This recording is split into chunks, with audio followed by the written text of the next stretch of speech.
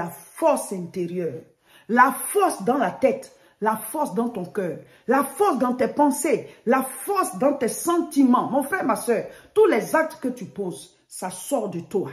Donc si tu es faible à l'intérieur, il y a des choses qui vont te vaincre dehors. Mais si tu es fort en toi, il y a des situations qui auraient pu te vaincre. Mais Dieu va te donner la force. Toi-même, tu vas foncer vers ces choses-là. La Bible dit quoi? Israël était combattu par Goliath. Pendant 40 jours, Goliath insultait Israël. Tous les soldats qui étaient là, eux aussi sont d'Israël. Ils ont le même Dieu. Mais quand David est arrivé, lui, il a dit, moi, je vais le combattre. Quelle était la différence entre David et les autres soldats? David n'était même pas soldat. Lui, il avait été entraîné par Dieu en tant que berger. Quelle était la différence entre lui et les autres? C'est la force intérieure. Il avait foi en Dieu.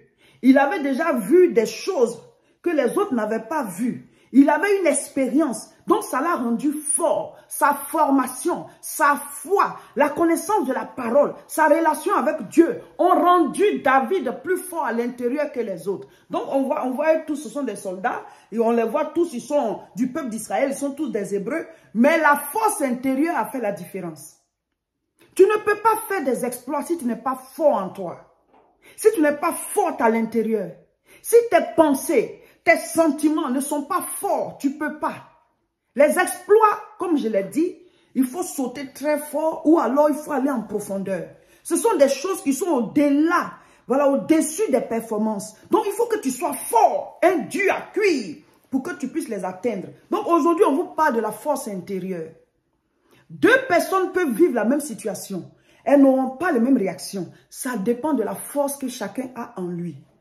Ça dépend de comment chacun a compris la vie. Ça dépend de comment chacun se forme. Ça dépend du niveau de la parole, du niveau de la relation que la personne a avec Dieu. Mon frère, ma soeur, il faut que tu sois forte en toi pour pouvoir affronter cette vie-là.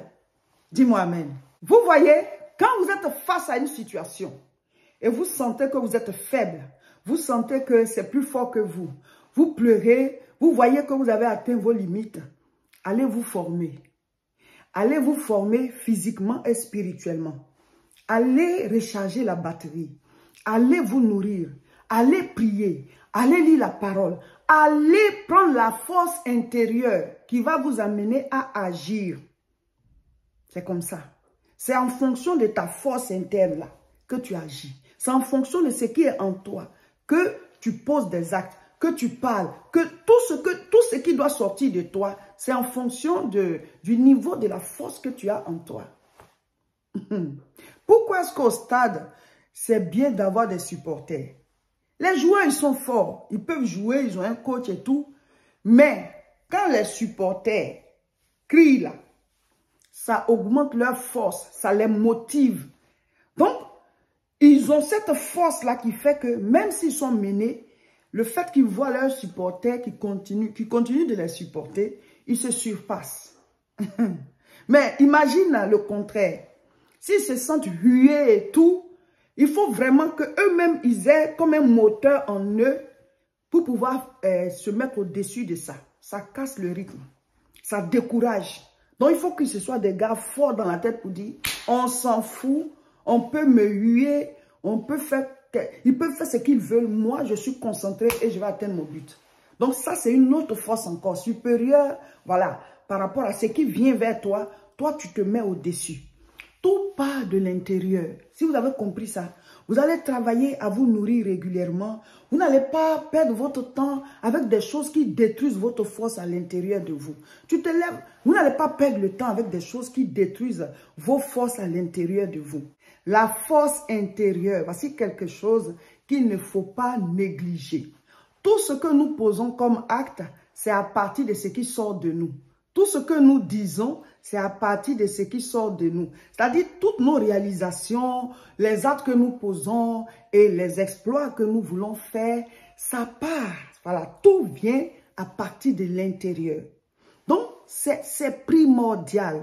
C'est indispensable, c'est nécessaire que tu sois fort à l'intérieur, dans ton cœur, dans tes pensées, l'être intérieur de toi, de chacun de nous doit être fort. c'est en fonction de ça que tu vas poser des actes. C'est en fonction de ça que tu vas réaliser des choses. C'est en fonction de ça que tu vas faire des exploits. Donc, il faut que tu travailles sur ton intérieur. Il faut que tu travailles sur tes pensées. Il faut que tu travailles sur tes sentiments. Ce qui sort de toi, il faut que tu travailles dessus. Si tu es fort à l'intérieur, tu vas pouvoir faire face aux épreuves de la vie. Tu vas pouvoir aller continuer et avoir tes résultats. Si tu es fort à l'intérieur, ben, tu vas faire des exploits. Marc chapitre 4 à partir du verset 37.